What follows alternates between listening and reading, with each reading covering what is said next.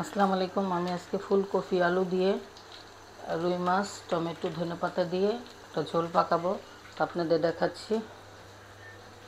এখন দিয়ে দিব আমি কড়াইতে তেল দিয়ে তেল তাতিয়ে নিচ্ছি।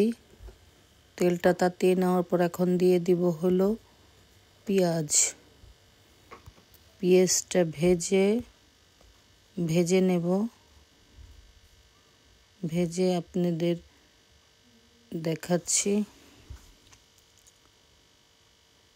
এখন দিয়ে দেব পানি মশলা দেওয়ার জন্য। একে একে মশলা দেব। মশলা হলুদ মরিচের গুঁড়া, হলুদের গুঁড়া, আদা রসুন বাটা, লবণ স্বাদ মতো, আদা বাটা,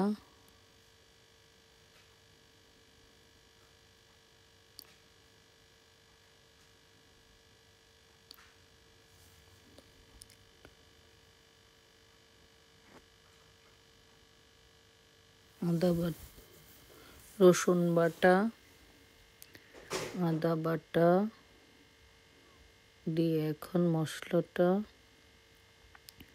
কষিয়ে নেব। কষিয়ে আপনাদের দেখাচ্ছি।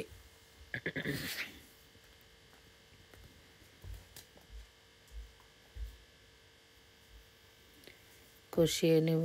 এখন বড়ি দিয়ে কড়াইতে বড়িটা ভেজে নেব। বড়ি মানে কুমড়োর বড়ি।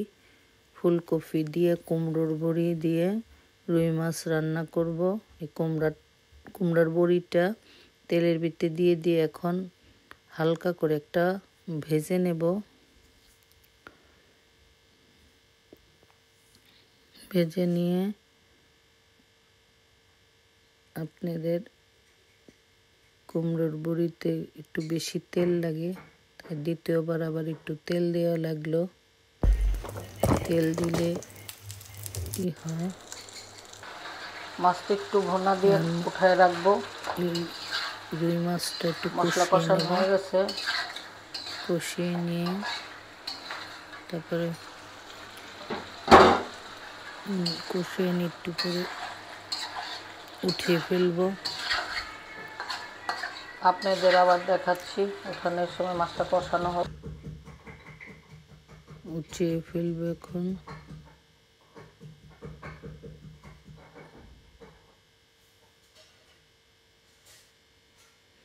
উঠে ফেলে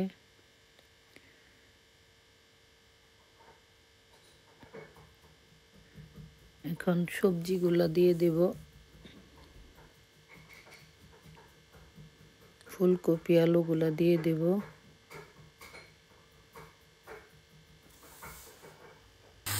ঝোলের পানি দিয়ে দিচ্ছি। এখন দিয়ে দেবো হলো ঝোলের পানি।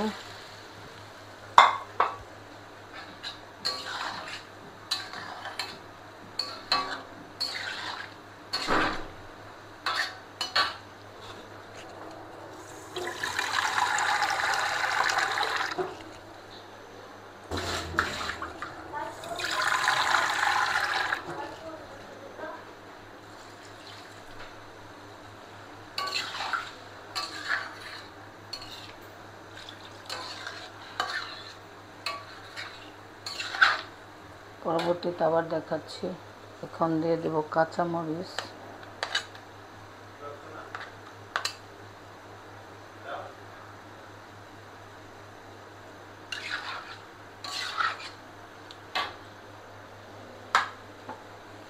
পরবর্তীতে আবার দেখা।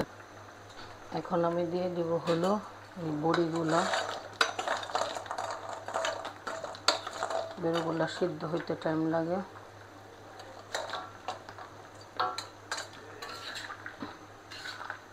তারপরে দেব মাছ। পরে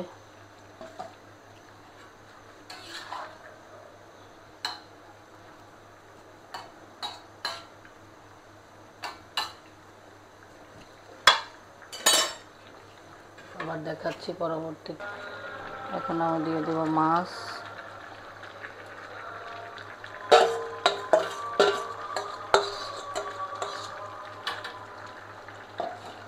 আবার এখন দিয়ে দেব টমেটো,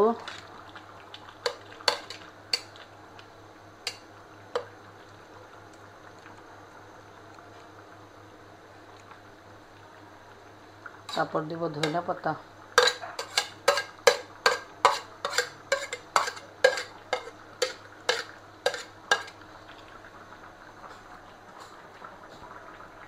এখন তরকারিটা ঢেকে দেব, আস্তে আস্তে হয়ে যাবে, পরবর্তীতে আবার দেখাচ্ছি।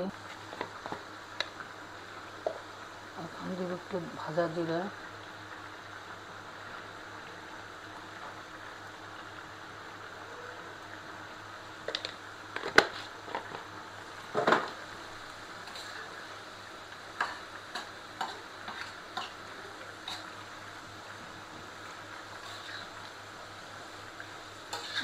ভাজা জিরা দিয়ে একটু নাড়া দিলাম হালকা,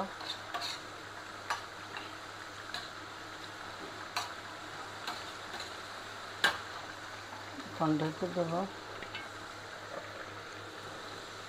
পরবর্তীতে আপনাদের পরিবেশন করে দেখাবো। সাবস্ক্রাইব করবে। আমার এই রেসিপিটা হয়ে গেছে রুই মাছ, ফুলকপি আর হলো বড়ি দিয়ে রান্না।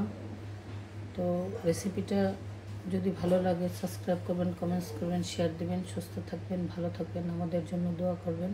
আসসালামু আলাইকুম।